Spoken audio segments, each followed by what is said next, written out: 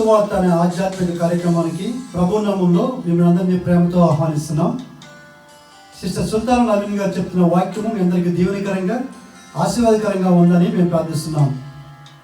మీ యొక్క అభిప్రాయాలు సలహాలు యూట్యూబ్ లింక్ ద్వారా మాకు తెలియపరచగలరు. మీలో ఎవరికైనా ప్రార్థన అవసరం ఉన్నట్లయితే స్క్రీన్పై కనిపిస్తున్న మొబైల్ నెంబర్కి మీరు ఫోన్ చేసినట్లయితే మీ కొరకు మేము ప్రార్థన చేస్తాం. ప్రభు మిమ్మల్ని దీవించుగాక. మధుర స్మృతులలో నాగినని మధుర ప్రేమ, మధుర ప్రేమ,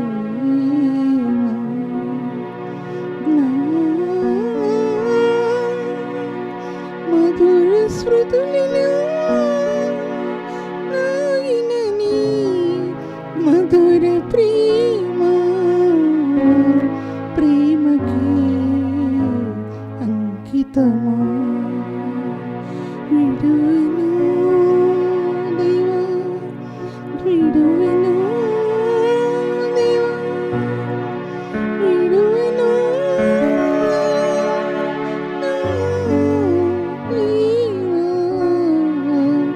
విడువెను దేవా,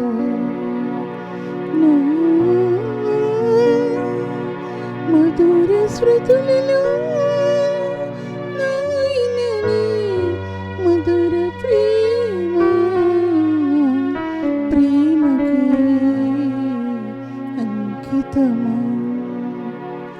నీ అడుగుల సోవడిలో నా కన్నుల బాష్పములే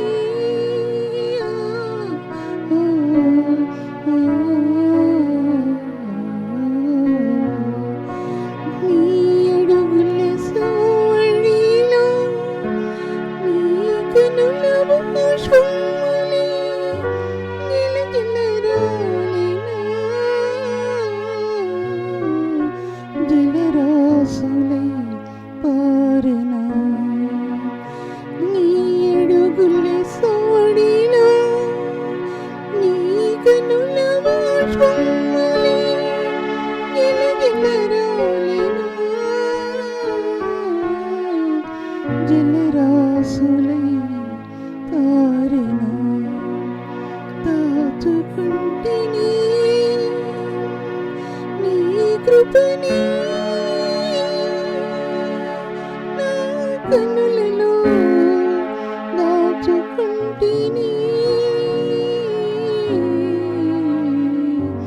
దాచుకుంటిని, దాచుకుంటిని నీ కృపని నా కన్నులలో దాచుకుంటిని, దాచుకుంటిని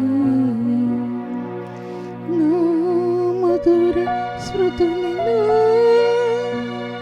దాగినని మధుర ప్రేమ, నీ మధుర ప్రేమ, రక్త సోవితమా సర్వోన్నతమా, రక్త శోభితమా సర్వోన్నతమా,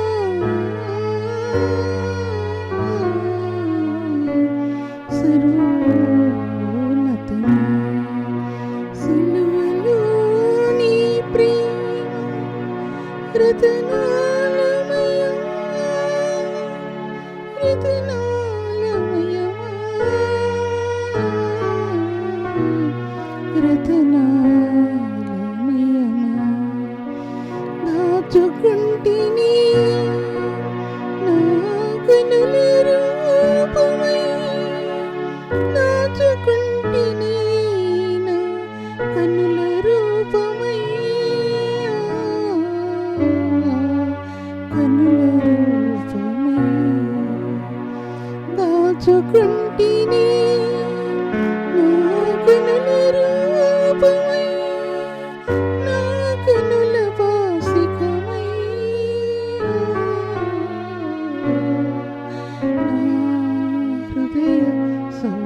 వాక్యము నా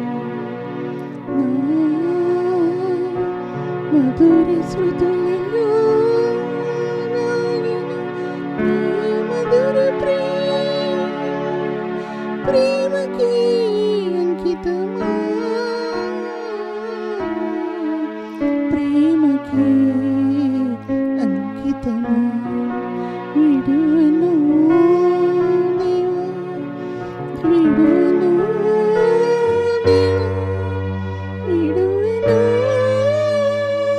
దేవా విడని విడను ప్రభువా విడువను దేవా నా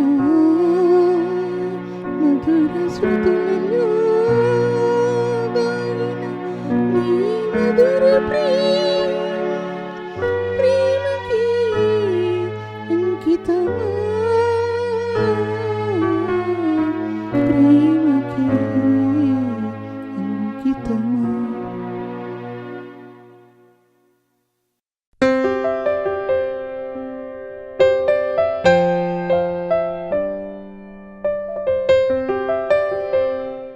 ఎఫ్ఎస్సీ రాసిన పత్రిక 3వ అధ్యాయంలో 19వ వచనం చదువుతున్నా. క్రీస్తు మీ హృదయములలో విశ్వాసం ద్వారా నివసించినట్లుగాను తన మహిమైశ్వరం చొప్పున మీకు దయచేయవలననియు అనే విషయం గురించి నేను మీతో మాట్లాడడానికి తలుస్తున్నాను. నేను దేవుని యొక్క క్రీస్తు యేసు యొక్క దైవత్వం అనేది ఎలా దాచిపెట్టబడిందో ఆ విషయాలు నేను మీతో మాట్లాడాను. ఇప్పుడు నేను మీతో మాట్లాడే విషయాలు దానిలోనే కంటిన్యూ చేస్తున్నాను. నేను దానిలో ఇదే అధ్యాయంలో మాట్లాడాను. నేను ఏంటంటే జ్ఞానముకు మించిన క్రీస్తు ప్రేమ అనే విషయం గురించి మాట్లాడాను. కానీ పైభాగంలో క్రీస్తు మీ హృదయములలో విశ్వాసం ద్వారా నివసించినట్లుగాను తన మహిమైశ్వరం చొప్పున మీకు దయచేయాలని. ఏంటి విశ్వాసం ద్వారా నివసించినట్లుగాను అనేది? క్రీస్తునందు విశ్వాసం ఉంచడం అనేది ఎన్నిసార్లు మాట్లాడినా సరే ఇప్పుడు ఆ విషయాలు మాట్లాడట్లేదు, కానీ ఒక విషయం మాట్లాడుతున్నాను. క్రీస్తు రక్తం నందు విశ్వాసం అనే గురించి చాలాసార్లు మాట్లాడాను. క్రీస్తు రక్తం నందు ఒక వ్యక్తి విశ్వాసం ఉంచడం వలన ఎన్నో 7, 8, 9, 10 రకాలైనటువంటి స్థానాలు క్రీస్తు నందు విశ్వాసంలో లభించాయి ఒక వ్యక్తికి. విశ్వాసం అంటే రక్షణలో ఒక వ్యక్తి ఆ స్థానాలు పొందిన వ్యక్తికి విశ్వాసం ద్వారా, క్రీస్తు యేసు రక్తం మీద విశ్వాసం ద్వారా ఒక వ్యక్తి ఆ రక్షణ కార్యంలో నిలబడిన వ్యక్తికి రోమీ రాసిన పత్రిక 5వ అధ్యాయంలో 6వ అధ్యాయంలో 6వ పేతురు రాసిన పత్రిక 1వ అధ్యాయంలో ఇలాగ ఎన్నో విషయాలు బయలుపరచబడ్డాయి. ఎఫెసీ పత్రికలో రక్తం నందు విశ్వాసం ఉంచడం ద్వారా జ్ఞానములోనికి, కృపలోనికి, ఏంటంటే రోమీ రాసిన పత్రిక 5వ అధ్యాయం నీతిలోనికి, ఇలాగా పరిశుద్ధాత్మ దేవుడు ఎన్నో సత్యాల్లోనికి ఆత్మని నడిపిస్తున్నాడు అనే విషయం మనకి రక్షించబడిన ఆ వ్యక్తికి అప్పుడు అర్థం కాదు, కానీ దాన్ని వదలక పట్టుకున్న వ్యక్తికి అవి అర్థమవుతాయి, లేకపోతే అర్థమవ్వవు. వదలకుండా పట్టుకున్న వ్యక్తికి అర్థం అవుద్ది, లేకపోతే అర్థం కాదు ఆ విషయం చెప్పాలంటే. దేవుని నందలి రక్తం నందలి క్రీస్తు యేసు రక్తం విశ్వాసం ఉంచడానికి అనే విషయం మీతో మాట్లాడుతున్నాను నేను. జ్ఞానం అనే దానికి చెప్పినా తీరదు, ఎంత చెప్పినా తీరదో. విశ్వాసం ఉంచడం వలన కృప ఎంత చెప్పినా తీరదో. ప్రేమ వేర్లు పారిపోయి బైబిల్ గ్రంథంలో అలా కట్టబడి ఉంటే నేను చెప్పే ఒక్క మాట అసలు ఏములా కాదు. అది ఇన్ని యుగాల నుంచి పరిశుద్ధులు ఎంత ప్రవచించి ప్రేమల గురించి వాక్యం చెప్పినా సరే ఒక తునకు కూడా చెప్పడం లేదు. ఇది వివరించలేరు ఎవరు. ఈ ప్రేమ లోతు, ఎత్తు, వెడల్పు, ఎత్తు ఎంతో, దానిలో మహిమైశ్వర్యం దాచిపెట్టబడి ఉంది. గ్రహించగలది క్రీస్తు యేసు యొక్క మహిమైశ్వర్యం అందు దాచిపెట్టబడి ఉంది. క్రీస్తు యేసు నందు మహిమైశ్వర్యం అంటే మహిమలో దాచిపెట్టబడిన ఐశ్వర్యం, దేవుని గ్రంథంలో దాచిపెట్టబడినటువంటి ఐశ్వర్యం, కృప ద్వారా ప్రకాశించిన మహిమైశ్వర్యం, పరిశుద్ధుల ఐశ్వర్యం. బైబిల్ గ్రంథం ఎన్ని ఉన్నాయో అన్నీ ఒకటి చెప్పాలి మీకు. నేను అక్కడ చెప్తున్నా. అవన్నీ ఆత్మకు నాకు అర్థమైనవి మీతో మాట్లాడుతుంటున్నాను. నేను ఎవరికో అర్థమైన విషయాలు మీతో మాట్లాడటం లేదు. దాని ముందు మనకున్న సంపద కానీ మనకున్న ఇంటి గొప్పకపోయేవి కానీ దీని ముందు సమానం కాదు. అది మహిమేశ్వర్యం, దీంతో సమానం కాదు. మనం దేవుని బిడ్డలని ప్రేమిస్తున్నామంటే, వారికి ఏదైనా మనం సహాయం చేస్తున్నామంటే ఇది అసలు దీంతో ఈక్వల్ చేయడానికి కాదు. అది అంత సంపద ఈ బైబిల్ గ్రంథంలో కట్టబడి ఉంది, ఒక వ్యక్తికి కట్టబడి ఉంది. అందులో పరిశుద్ధనే ప్రేమ అసలు నీలరత్న ఖచ్చితమైపోయింది. అంటే నీలరత్నాలతో చెక్కబడింది. ఈ నీలరత్నాలు కాదు, పరిశుద్ధని నీలరత్నాలు ఇవి కాదు. నీలమనే దైవత్వంతో రత్నం అనేటటువంటి ఆ యొక్క క్రీస్తు యేసు రక్తమునందు ఆ స్థానాల్లో ఈ యొక్క దైవిక మహిమ మానవ హృదయంలోనికి మార్పు చెందుతూ వచ్చింది. నిర్గమకాండంలో 24వ అధ్యాయంలో దైవత్వం యొక్క మహిమ ఇశ్రాయేలు చూడటానికి అక్కడ సినాయి కొండ మీద కాకుండా ముందుకు వచ్చే కొలది వాళ్ళు 24వ అధ్యాయంలో నీలకాంతమైన యొక్క సింహాసనం మధ్యాకాశంలో యవనస్తులు చూడగలటానికి ఆ మార్గాలు ఎలా తేటమైపరచబడ్డాయో, అలాగా నీలరత్నమయమైన ఆయన శరీరాన్ని చూడటానికి నేటి పరిశుద్ధులకి శిలువ యొక్క స్థానాలు, శిలువ యొక్క రక్తం యొక్క విలువ అంత అధికమవుతూ వచ్చింది. అది ఆదిమ కాలంలో సంఘం ఏర్పాటు చేయబడక మునుపు, దీంటి సృష్టికి పూర్వము దేవుడు ఆ యొక్క ద్వారాలు సూర్యకాంతాన్ని పోలి, పద్మరాగాన్ని పోలి, నీలకాంతమయబడినటువంటి ఆ ప్రభు 12 రత్న రాసులతో చుట్టబడినటువంటి ఆ ప్రభు యొక్క మహిమ రేసవి, గ్లోరియస్ రేసవి, ఆ తెరలు విడదీయబడ్డాయండి. ఆత్మలో విడదీయబడ్డాయి, లోకంలోకి విడదీయబడ్డాయి. లోకంలో వెలుగుమయమైనటువంటి ఆ స్థానాలు, వెలుగు తెరల మధ్యలో నుంచి ఆ మహిమాయుక్తమైన ప్రభు కలవరి యొక్క మార్గాలు భూలోకంలోకి తెరవబడ్డాయండి. తెలుసుకుంటున్నారా ఆ విషయం గురించి? ఏదో రక్షణ స్వార్థం ప్రకటించి పాపాలు ఒప్పుకోండి కాదు. మీ ఆత్మ తెరవబడాలి, గుడ్డి హృదయం తెరవబడాలి, అంధకారమయమైన చీకటి హృదయం తెరవబడాలి, ఈ లోక పాపాల కోసం పరుగులెట్టి హృదయాలు తెరవబడాలి. పరిశుద్ధుని యొక్క స్థానాలతో హృదయాలు తెరవబడాల్సిమా? ఆ విధంగా తెరవబడకపోతే రక్షణ యొక్క వలయాలు, కాంతి నీ ఆత్మలో ప్రకాశించే సరికదా. దేవుని యొక్క మహిమ తేజస్సు అంటే ఏంటో అర్థం కాకుండానే సేవా జీవితంలో ముందుకెళ్తావు, కానీ దానిలో ఉన్న క్వాలిటీ ఆత్మకు తెలియదు, ఎంత మాత్రం కూడా ఆత్మకు తెలియదు. ఇది ఎవరైనా చెప్తే వీళ్ళు ఏదో పిచ్చోడికి తెలుస్తున్నారు. ఎవరికి అవసరం లేదు ఇటువంటి స్వార్థ. పరిశుద్ధుని యొక్క స్వార్థ నవరత్నాలతో, అది మహిమ కలిగిన స్వార్థ. అపోస్తలుడైన పౌలు 2 కొరింథీయులకు రాసిన పత్రికల్లో 4వ రాయడానికి అది మహిమ కలిగిన స్వార్థ. అంటే ప్రకాశించే స్వార్థ. అది అక్కడ నుంచి దిగొచ్చింది భూమి మీదకి. అది క్రీస్తు యేసు యొక్క శిలువానుభవంలో శరీరకంగా యేసుక్రీస్తు ప్రభులో దాచిపెట్టబడి ఉన్న సత్యం. అది కరువు శిలువలో ఆయన గోల్గోతా కొండ మీద తన ప్రాణం పెట్టడంలో అందులో దాచిపడి ఉన్నటువంటి సత్యం. అది సత్యం. అది జాగ్రత్తగా ఆలోచించుకోవాల్సింది దేవుని వాక్య విభాగాల్లో. అందుకోసం 3 విధాలైన సత్యాలు మీ ముందు పెట్టాను. ఒకటి ఓమ్నిసెయింట్, ఓమ్నిపొటెంట్, తర్వాత ఓమ్ని ప్రెజెంట్ అనే విషయం. 3 విషయాలు మీతో మాట్లాడా. ఆయన ఈ 3 సత్యాలు ఆయన యొక్క ఆదికాండం నుంచి కూడా అవి భూమి మీద ఆయన యొక్క ఇశ్రాయేలు యొక్క ఇశ్రాయేలు జీవిత చరిత్రలో యెహోవా దేవుడు ఏమై ఉన్నాడో అనే విషయం బయలుపరచడానికి ఆయన ఈ 3 ప్రధానమైన సత్యాలు బయలుపరుస్తూ వచ్చాడు. ఇశ్రాయేలు జీవిత విధానంలో జ్ఞానం, ఆయన జ్ఞానం ఏంటి అది కూడా చాలాసార్లు చెప్పాను, కానీ ఇప్పుడు ఏం చెప్పడానికి నాకేం కుదరదు. సబ్జెక్టులోకి వెళ్ళాలి ఇప్పుడు నేను. ఆయనటువంటి జ్ఞానాత్మ పూర్ణుడు ప్రభు. ఆయన ఇశ్రాయేలుకు శిరస్సు అయినటువంటి దేవుడు, ఆయన దేశాలకు శిరస్సు అయినట్టు ఇశ్రాయేల్ మధ్యలో ఉన్నటువంటి ప్రభు ఆయన అన్నమాట అనర్థం చూపించబడుతూ వచ్చింది. ఆయన రాజ్యములకు శిరస్సు అయినటువంటి ఇశ్రాయేల్ దేశానికి ఆయన ఎలా శిరస్సు అయి ఉన్నాడో ప్రభు. వారి మధ్యలో ప్రకటించబడినటువంటి జ్ఞానం కానీ, తెరవబడినటువంటి జ్ఞానపు గ్రంథులు కానీ ఏ విధంగా తెరవబడ్డాయి అనేది ఆయన పరిశుద్ధాత్మ పూర్ణుడైనటువంటి ప్రభు. ఆయన ఆ జ్ఞానాత్మ పూర్ణుడైనటువంటి ప్రభు వారితో ఎలా ఉన్నాడో ఆయన ద్వారా ఇశ్రాయేల్ దేశం అంతా చరిత్రే మార్చగలిగింది. చరిత్ర అంతా మారిపోయింది పుట్టుక నుంచి కూడా. అది ఇశ్రాయేలు దేవుడు ఆయన, కొనుకడు నిద్రపోనటువంటి దేవుడు, ఆ దేవుడు ఆయన అన్న విషయం. తర్వాత 3 ప్రధానమైన సత్యాలలో చూస్తున్నట్టయితే కనుక ఈ స్థానాలు బైబిల్ గ్రంథంలో తెరవబట్టడానికి బైబిల్ గ్రంథం ఆదికాండం మొదలుపెట్టబడింది.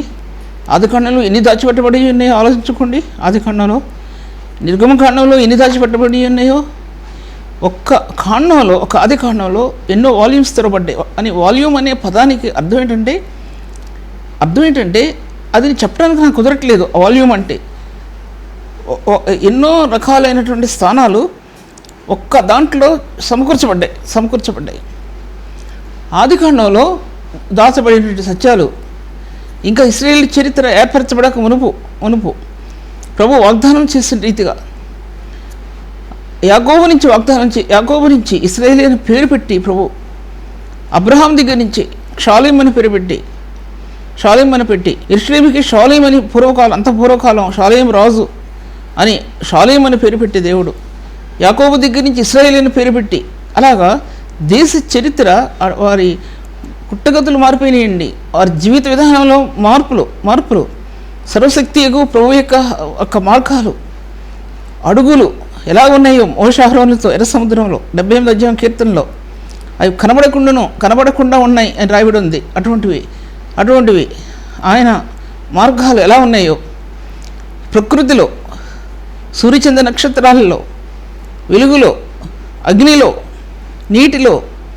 నీటిలో ఆ జీవం, నీటిలో ఆయన వేదన, నీటిలో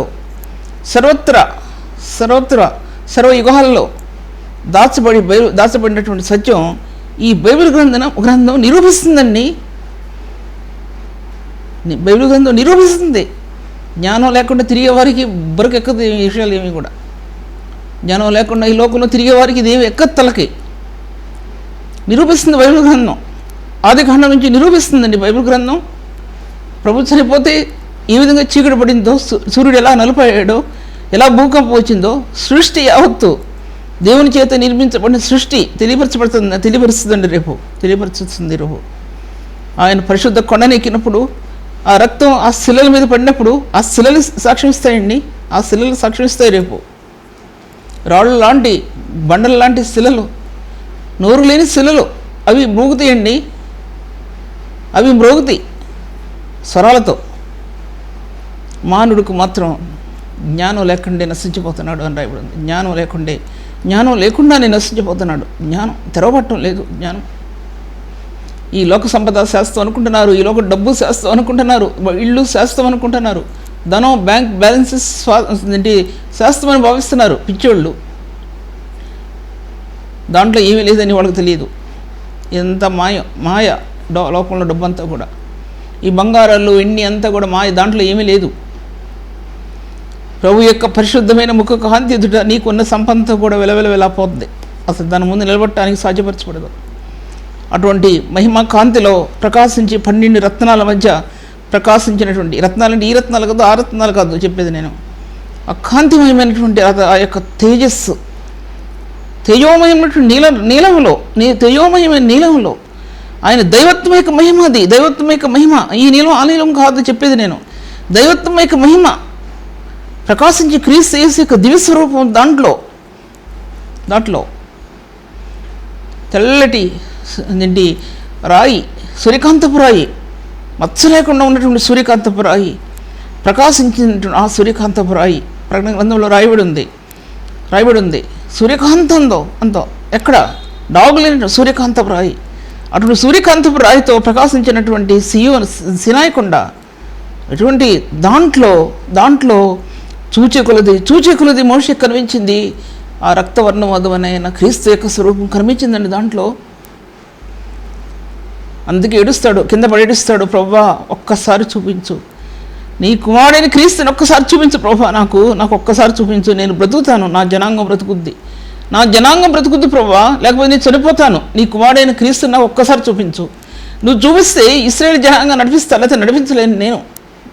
అది నీటి కుటుంబ వ్యవస్థలో ఒక తల్లులు తండ్రులు ఏడ్చే ఏడుపు అదండి ఏడ్చేది. ప్రభువా నువ్వు సర్వశక్తివంతుడైన ప్రభువు, నీవు సిలువలో నీ ప్రాణాన్ని పెట్టిన నీ రక్తం, నా మీద ప్రోక్షించబడిన ఆ రక్తం నా బిడ్డల మీద ఒకసారి ప్రోక్షించు. రోజు కాదండి ఏడ్చేది, రోజులు కాదండి ఏడ్చేది, సంవత్సరాలు ఏడవాలండి పిల్లల కోసం, సంవత్సరాలు ఏడవాలి. ఈ లోక పాపానికి వాడిని అప్పగించావా, నీ జీవితం మాత్రం దేవుని సన్నిధిలో పరిశుద్ధిని చెప్పుకోవడానికి నువ్వు తగవు అనమాట. ఈ లోక పాపానికి, ఈ లోక ఆకర్షణలకి ఈ బిడ్డల్ని అప్పగించావా, నీ బిడ్డల్ని అప్పగిస్తే ఈ లోకం ఇచ్చే మొండి చెయ్యి, ఈ లోకం ఇచ్చేటువంటి ఆ శాపం కుటుంబాల మీద రాకుండా ఉండాలంటే తల్లిదండ్రులు ప్రార్థించాలి. అది నీలకాంతమయమైనటువంటి ఆ ప్రభు యొక్క మార్గాలు. లోకం పుట్టక మునుపు, భూమి పుట్టక మునుపు అందులో నుంచి ఆ మహిమాయుక్తమైన ఆ తేజస్సు అందులో నుంచి ప్రకాశిస్తూ వచ్చింది. అది గ్లోరియస్ రేస్ అంటే అదనమాట కారణం. అది ఆ మహిమా స్వరూపులో నుంచి అవన్నీ కూడా బయటికి వస్తూ వచ్చాయి. ఒకటి కాదు, రెండు కాదు. ఆ తేజస్సు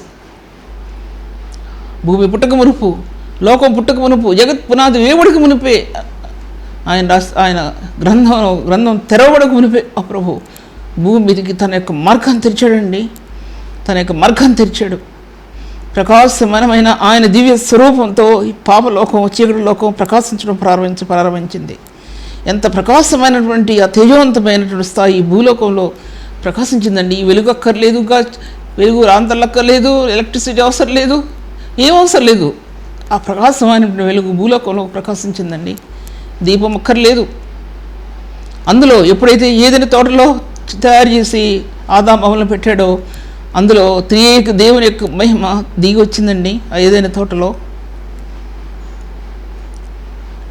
అప్పుడు చెప్పాను, ఇల్యూమినేటెడ్ బై స్టార్ లైట్స్ అని చెప్పాను కదా. ఒక స్టార్ లైట్స్తో ఇల్యూమినేట్ చేయబడటం కాదు, అది యెహోవా దేవుని యొక్క మహిమ యొక్క స్థానాలు. ఆ స్థానాలు అందులో దాచిపెట్టబడి ఉన్నాయి. ఏదైనా తోటలో ఆదాము దేవుని కుమారుడని ఆదాము దేవుని కుమారుడని లూకాసు వార్తలో రాయబడింది. ఆదాము దేవుని కుమారుడు, ఆయన చేతులతో తయారు చేసినటువంటి కుమారుడు అండి. అక్కడి నుంచి ఆదాము తప్పిపోయాడు, అవ తప్పిపోయింది, ఆదాము తప్పిపోయాడు, కయీను తప్పిపోయాడు. ఆ యొక్క దివ్యమైన మహిమ కళాహీనమైపోయిందండి. దివ్యమైన మహిమ. అది ఆది కాలంలో ఆదాం నుంచి ప్రారంభమైంది. మరలా భూమి మీద ప్రకాశత తగ్గిపోవడం ఆరంభించింది. ఈ భూమి ఫలాలు ఇవ్వడం తగ్గిపోయింది. భూమి ఫలభరితం కావడం తప్పిపోయింది. భూమిలో ముళ్ళ చెట్లు మొలిసాయి, గచ్చబొదలు మొలిసాయి. దాంట్లో పాప విమోచన క్రయధనంగా క్రీస్తుని అక్కడ ఆదాంకి ఆ కార్యాలు ఆ యొక్క ప్రవచనాన్ని క్రీస్తు ప్రభుని గురించి ప్రభు తెలియజెప్పాడు. ఆయన నీ నిమిత్తం భూమి శపించబడి ఉందని చెప్పాడండి. నీ నిమిత్తం భూమి శపించబడింది, ఎందుకంటే నువ్వు చేసిన పాపం నిమిత్తం. అందుకోసం పరిశుద్ధులకు ఇచ్చినటువంటి స్థానాలు, ఉన్నతమైన స్థానాలు, ప్రభు దగ్గర గోజాడేటువంటి స్థానాలు, క్రీస్తు రక్తం మన కోసం వెలజరించినటువంటి ప్రభు అనే విషయాన్ని జ్ఞాపకం చేసుకోవాల్సింది. ఆది కాండంలో ప్రథంగానే మొట్టమొదటి వెలుగు మార్గాలు, తేజోమయమైన మహిమా మార్గాలు, ఆ ద్వారాలు తెరవబడ్డాయండి. ఆ తెరలు తెరవబడ్డాయి. అప్పుడు గ్రహాలు ఉన్నాయి లేదో తెలియదు, ఏమి తెలియదు, అసలు ఏం తెలియదు. అప్పుడు మనకి ఏముందో తెలియదు. ఏంటి సైంటిస్టులు ఏం రాస్తారో కూడా ఏదో ఒకటి బుక్స్ చదివాను కానీ అప్పుడు ఎలా ఉందో తెలియదు. నేను చదివింది జనరల్గా సైంటిస్టులు రాసిన బిబ్లికల్ ఆ సైంటిస్టులు రాసినటువంటి విషయాలు కాదు నేను చదివింది. జనరల్గా మామూలు సైంటిస్టులు రాస్తారు భూమి అది ఆ దినాలు ఆ సైన్స్ ఎలాగుందో, భూమి ఎలాగుందో అనే విషయాలు నేను చదివిన తర్వాత నేను బిబ్లికల్గా కొన్ని హిస్టరీ చదవడం ప్రారంభించాను. దాంట్లో ఎలా ఉంది భూమి అనేది అని చెప్పలేను కాబట్టి దాంట్లో నేను ఏది చెప్పినా తెలిసే చెప్తాను, తెలియకుండా ఏమి కూడా ఇందులో చేర్చను. ఒకటి తర్వాత పరిశుద్ధాత్మ దేవుని యొక్క స్వాధీనంలో ఆత్మ ఏకం చేయబడినప్పుడు కొన్ని చెప్తాను, వాటికి తిరుగులేదు. కారణం ఏంటంటే ఈ దినాల్లో పరిశుద్ధాత్మని యొక్క స్వాధీనంలో ఒక వ్యక్తి క్రీస్తు యేసు నిబంధన రక్తం బట్టి పరిచర్య చేసేవాళ్ళు బహు తక్కువ. ఎన్నో డినామినేషన్స్ వెళ్ళిపోయినాయి, ఎన్నో అసలు చెప్పడానికి కూడా వీల్లేదు. ఇప్పుడు నేను వీల్లేదండి. అవి ఏం చెప్తే ఎవరు హర్ట్ అవుతారో, ఎవరు హర్ట్ అయినా అది నాకు అనవసరం. కానీ నేను ఏదైతే తెలుసుకున్నానో చెప్తున్నాను, అంతే. నేను ఏది తెలుసుకున్నానో చెప్తున్నాను. అటువంటి ఈ బైబిల్ గ్రంథం అంత ప్రధానమైన గ్రంథంగా ఈ భూలోకంలో తెరవబడింది, విరవబడింది, ఇచ్చుకుంది, ప్రకాశించింది, ముద్రించబడింది. ఇదే గ్రంథం పరలోకంలో ప్రకటన గ్రంథంలో చూపించబడింది 6 అధ్యాయాల్లో. పరలోక గ్రంథంలో క్రీస్తు రక్తం చేత ఎలా ఇవ్వబడిందో భూలోకంలో కూడా క్రీస్తు రక్తం చేత తెరవబడినటువంటి స్థానాలు ఇవి అంత అత్యున్నతమైన స్థానాలుగా దేవుడు కనపరుస్తూ వచ్చాడు. ఇవన్నీ కూడా అంత అత్యున్నతమైన స్థానాలుగా దేవుడు కనపరుస్తూ వచ్చాడు. తర్వాత అందుకోసం ఆ స్థానాలు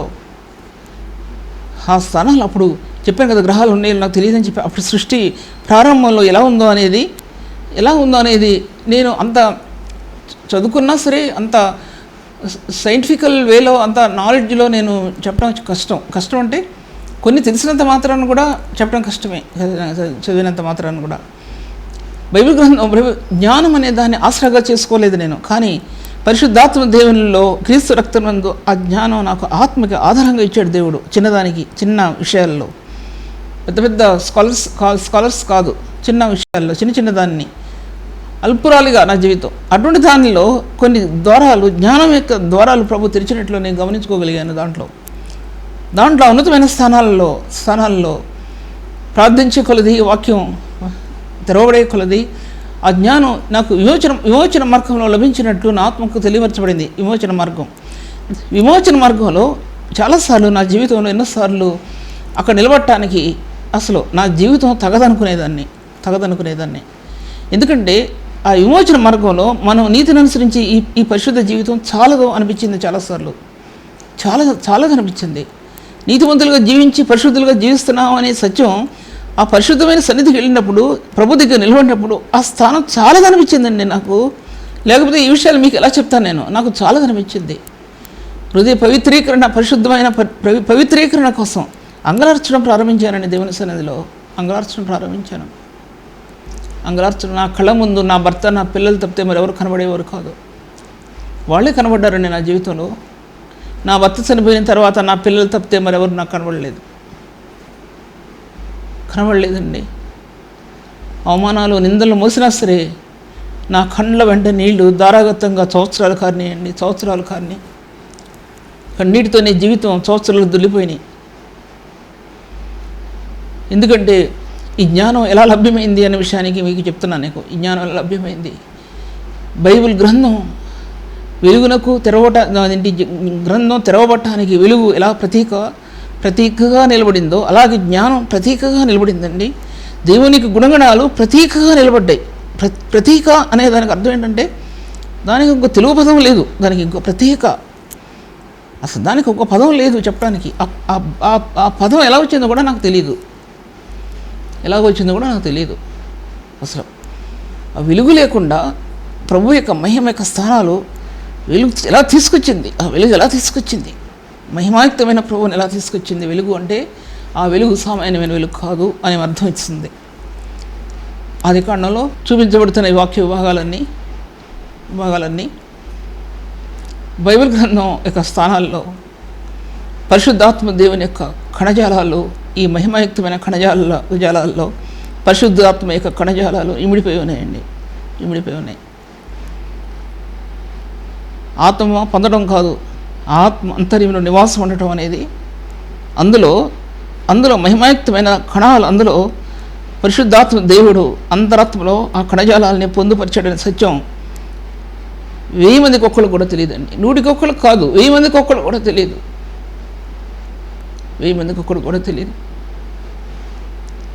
అవి చూసి వాటిని అనుభవించి నీ కళ్ళు చెమ్మగిలిపోయాయండి.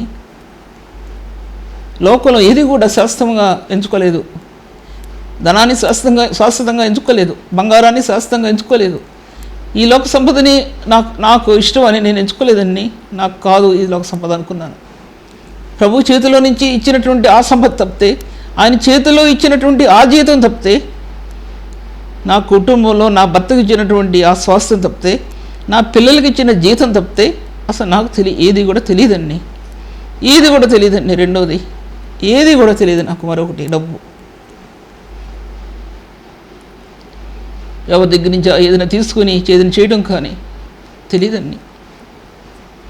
యథార్థవంతులకు ఆయన మార్గాలు త్రోవ చూపిస్తాయండి. యథార్థవంతుల మార్గాలు రాజమార్గాలండి. రాజమార్గాల్లో ప్రభు ప్రకాశించే పరిశుద్ధాత్మ యొక్క స్థానాలు చాలా దివ్యమైన స్థానాలండి. వాటి కోసం నా తపన ఈ లోకంలో అంతకంటే మరొక తపన లేదండి. చెప్పాలంటే ఆయన సర్వజ్ఞాని యొక్క దేవుడు, సర్వశక్తివంతుడైన దేవుడు, సర్వవ్యాప్తి యొక్క దేవుడు. ఆయన సర్వత్రా వ్యాపించున్నాడు. ఒక చోట చెప్పి ఒక పాయింట్ చెప్పి నేను ఆపేశాను. ఏంటంటే అప్పుడు లోకం ఎలా ఉందో అనే విషయం గురించి చాలాసార్లు నేను ధ్యానించడం ప్రారంభించాను, కొన్నిసార్లు చెప్పాను కూడా. కానీ అప్పుడు ఎలా గ్రహాలు ఉన్నాయో కూడా తెలియదండి, నాకు తెలియదు. అన్ని గ్రహాలు ఏర్పడి ఉంటే భూలోకంలో వర్షం కురిస్తుంటే, తర్వాత భూమి మీద నీరు ఆవిరే వెళ్తూ ఉంటే, ఇన్ని ఉంటే ప్రకృతి ఎలా ఉండేది అప్పుడు. కానీ అప్పుడు ప్రకృతి ఎలా ఉంది అంటే కనుక భూమిలో నుంచి కింద నుంచి ఆవిరి వచ్చి భూమిని తడుపుతుంది. భూమి నీళ్లతో నింపబడి ఉంది. భూమి అంతా చుట్టూ కిందంతా నీళ్ళు ఉన్నాయి. నోహ కాలం వరకు ఆకాశం నుంచి వర్షం కురవలేదు. ఆకాశ తూములు ఇప్పాడని చెప్పి బైబిల్ గ్రంథం రాయబడి ఉంది.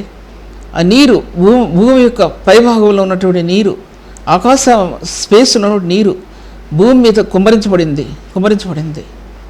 భూమి నీళ్ళలో మధ్యలో తేలియాడుతూ వచ్చిందంటే చుట్టూ నీళ్ళల్లో భూమి నిలబడిపోయి ఉంది. బోట్లో, షిప్లో నోవహు ఉన్నాడు. జలప్రళయం అది.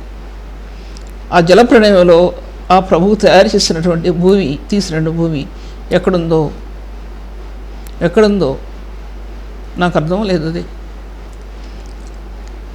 అప్పుడు ఏదో చెప్తే చాలామంది క్వశ్చన్ చేస్తారు. అప్పుడు గ్రహాలు ఎక్కడున్నాయో అనేది తెలియదండి. చంద్రుడు గోళం కాదు. చెప్పాలంటే భూమి సూర్యుడు రెండే నిలబడి ఉన్నాయండి. భూమి సూర్యుడు రెండే నిలబడి, ఆకాశ నక్షత్రాలు అవి భూమికి సూర్యుడికి సంబంధం లేవు. నక్షత్రాలు సంబంధం లేదు. అది భూమి ఆకర్షణ శక్తి ఎప్పుడు ప్రారంభమైంది అంటే, అప్పటి వరకు మనుషులు భూమి తేలాడారో లేకపోతే తేలుతూ వచ్చారో అది కూడా తెలియదు మనకి. భూమి ఆకర్షించే శక్తి లేకపోతే మనుషులు తేలిపోతారు. అనాది కాలంలో సముద్రాలు, పర్వతాలు, కొండలు అన్నీ కూడా పురాతన పర్వతాలు, ప్రాచీన పర్వతాలు, తర్వాత నిశ్చిత పర్వత శ్రేణి 33 అధ్యాయంలో ద్వితీయోపదేశకాండం రాయబడి నిశ్చిత పర్వత శ్రేణి ఏనుగు రాయబడి ఉన్నాయి. మొదటి సృష్టిలో దేవదూతలు భూమి దిగి వచ్చినప్పుడు ఆయన వేసిన మూలరాయిలో, ఆ మూలరాయి భూమి. మూలరాయి అంటే భూమి మీద రాయి వేయలేదు. ఆ రాయి మూలరాయి, ఆ రాయి భూమి, ఆ రాయి క్రీస్తు. తృణీకరించే రాయి ఆ రాయే పరిశుద్ధులైన ప్రభు, లోకం కోసం ప్రాణపెట్టిన ప్రభు. ఆయన అమూల్యమైన రాయి. ఆ రాయి నిశ్చిత పర్వత శ్రేణి నుంచి తొలచబడినటువంటి ఆ రాయి భూమి దిగి వచ్చిందండి. అప్పుడు సైంటిస్టులు రాసిన విధానంలో ఒకలాగుంటే, ఇప్పుడు సైంటిస్టులు రాసిన విధానంలో మరొకలాగా ఉందంటే, ఇప్పుడు ప్రస్తుతం మన పరిస్థితి ఎలా ఉందో అలాగే ఉంది. చెప్పలేదు. కొత్త గ్రహాలు పుడుతున్నాయి. ఎన్నో చదువుతున్నాం. భూమి లాంటి గ్రహం ఇంకోటి ఉందన్నారు. దాన్ని చేరుకోవడానికి ఎన్నో వేల సంవత్సరాలు పడుతుంది అన్నారు. ఎన్నో వింటున్నాం. సైన్స్లో చదువుతున్నాం, బోళ్ళు చదువుతున్నామండి, అని. దాంట్లో ఒక మనిషి లేడు. ఈ జ్ఞానం వివరించడం ఒక మనిషికి సాధ్యపరచబడదు. ఈ జ్ఞానంలో ఎన్నో దాచిపెట్టబడి ఉన్నాయి. పరిశుద్ధాత్మ దేవునికి వచ్చిన జ్ఞానం కనుక ఒక హృదయంలో లేకపోతే ఈ జ్ఞానం కనుక నశించిపోద్ది. క్రీస్తు రక్తంలో విశ్వాసం ద్వారా ఆ జ్ఞానం నీ ఆత్మకి ఇవ్వబడిపోతే ఈ జ్ఞానం నేనేం చేయదు, నీకేమీ గొప్ప తెచ్చిపెట్టదు. నేను చెప్పడానికి అర్థం ఏంటంటే, ఆయన పరిశుద్ధుడైన ప్రభు, ఒమ్నిసైంట్ అనే దానికి ఇన్ని విధాలుగా వాక్యం వివరిస్తున్నా సరే నేను మీకు ఏం చెప్పలేదండి. ఏం చెప్పలేదు. కనీసం నాకు తెలిసింది కూడా మీకు చెప్పలా. ఎందుకు చెప్పలేదంటే, దానివల్ల ఎన్నో తొందరలు వస్తాయి. దానివల్ల ఎంత క్లోజ్ చేయాలో అంతవరకు క్లోజ్ చేసేసి ఆ వాక్యాన్ని ఎంత చెప్పాలో అంత చెప్తున్నాను. ఎంతోమంది శాస్త్రవేత్తలు ఉండొచ్చు, నక్షత్ర శాస్త్రజ్ఞులు ఉండొచ్చు, భూగర్భ శాస్త్రవేత్తలు ఉండొచ్చు, అంటే అది భూగర్భ శాస్త్రవేత్తలు ఉండొచ్చు, ఎంతమంది ఉండొచ్చు. కానీ ఒక కల్పుడైన విశ్వాసకి, మానవ లోకంలో పుట్టిన విశ్వాసకి, ప్రభువుని ప్రేమించే విశ్వాసకి ఇచ్చే జ్ఞానం దేనితో సాటి రాదండి. దేనితో సాటి రాదు. ఆ దేనితో కూడా సాటి రాదు. ఆ యొక్క మార్గాలు అందులో ఒకటి చెప్పి, నేను దైవత్వం యొక్క స్థానం చెప్తూ దీంట్లోకి వచ్చాను. నేను దైవత్వం యొక్క స్థానం మహిమలో ప్రకాశిస్తే మహిమలో జ్ఞానం ప్రకాశించిందండి. నీ క్రీస్తు యొక్క దైవత్వాన్ని ఎరిగే కొలది మహిమను చూపిస్తే మహిమలో జ్ఞానం విస్తరించింది. జ్ఞానం దేవుడు నీ ఆత్మను చూపించాడు. ఇప్పుడు ఎక్కడ తప్పిదం కలిగిందంటే వ్యక్తి జీవితంలో, ఒక వ్యక్తి రక్షించబడిన వ్యక్తి తన పాప జీవితం విడిచిపెట్టకుండా జీవిస్తున్న వ్యక్తి జీవితం వలన సంఘ వ్యవస్థ 99% దెబ్బతింది. వాళ్ళే పెద్ద పెద్ద వాళ్ళు, వాళ్ళే పెద్ద పెద్ద బోధకులు, వాళ్ళే పెద్ద పెద్ద మార్గాలు తెరిచేవాళ్ళు పాపాన్ని విడిచిపెట్టలేదండి. పాపాన్ని విడిచిపెట్టలేదు. నేను ఎంతోమందిని చూశాను. నేను వారి జీవితాల్లో పాపం తొలగిపోలేదు. అలా జీవిస్తూనే సేవ చేస్తున్నారండి ఎంతోమంది. నేను చెప్పకూడదు కదా విషయాలు, చెప్తే బాగోదు కదా, చెప్తే బాగోదు. ఎందుకంటే ఒక సహోదరి మాట్లాడటం బాగోదు. కాబట్టి ఈ విషయాలు నేను మాట్లాడలేను. అటువంటి స్థాయిలో ఒక వ్యక్తి జీవితం విడిచిపెట్టకుండా సేవ చేస్తున్నారు కాబట్టి అత్యున్నతమైన స్థాయిలో ఆత్మ వెళ్ళలేదండి, వెళ్ళలేదు. అత్యున్నతమైన స్థాయిలో ఆత్మ ప్రకాశించలేదు. జ్ఞానం ఆత్మలో నింపలేదండి. ఒక్కొక్క పాయింట్, ఒక్కొక్క మాట ఆత్మలో నింపలేదు. క్రీస్తు రక్తంలో నువ్వు ప్రవేశించకుండా, ఆ రక్తం నీ హృదయంలో ప్రవేశించకుండా మహిమ, పునరుత్థాన మహిమ నీ ఆత్మకి ఇవ్వబడకపోతే ఆ మహిమలో ఆ జ్ఞానం నీ ఆత్మకి ఎలా ఇవ్వబడుతుందండి? పునరుత్థాన జ్ఞానం ఎలా ఇవ్వబడుతుందండి? ఎలా ఇవ్వబడుతుంది? ఏం చెప్తారండి అసలు? వాక్యోపదేశాలు ఏం చెప్తున్నారండి? ఇప్పుడు పూర్వకాలం ముందు స్పర్జులు అంటే వాళ్ళు చెప్పారంటే అసలు విలువైనటువంటి విషయాలు చెప్పారు. ఇప్పుడు వాక్యం ఎక్కడ వింటున్నాం, ఏం వింటున్నాం, ఏం సత్యాలు వింటున్నాం? ఒకసారి ఆలోచించుకోవాల్సిన విషయం. మళ్ళీ వాక్యాన్ని గురించి మాట్లాడతాను. ప్రభు ఈ వాక్యాన్ని దీవించను కాక. తండ్రి వందనములు, ప్రభువానికి స్తోత్రాలు. పరిశుద్ధమైన దేవుడు నీవు ప్రభు. నీ వాక్యాన్ని ప్రకటించడానికి కానీ, నీ మహిమను వివరించడానికి కానీ, నీ దైవత్వాన్ని వివరించడానికి కానీ నాకు ఎలా సాధ్యం అవుతుంది అనుకున్నావు ప్రభు? నా బలహీనమైన శరీరం ఎలా నిలబడుతుంది అనుకున్నావు? నువ్వైతే గొప్ప దేవుడు, నువ్వైతే సర్వశక్తివంతుడైన దేవుడు ప్రభు. నువ్వు నీ ముందు నిలబడటానికి నాకు ఏమాత్రం సాధ్యపరచబట్టలేదు తండ్రి. మీ ఘనమైన నామాన్ని హెచ్చించుకొని ప్రభు మీరు ఆశీర్వదించమని, అనేకులకు దీవెనకరంగా చేయమని యేసు నామములో స్తుతించి వేడుకుంటున్నాను తండ్రి. ఆమేన్. ఇంతవరకు సిస్టర్ సుల్తాన్ నగరి గారి వాక్యాన్ని ఆత్మలో ఆనందించి దేవుని మేలు పొందాలని నమ్మి దేవుని స్తుతిస్తున్నాం. మీ యొక్క అభిప్రాయాలు కామెంట్స్ ద్వారా మాకు తెలియపరచండి. Please like, comment, share and subscribe. God bless you all.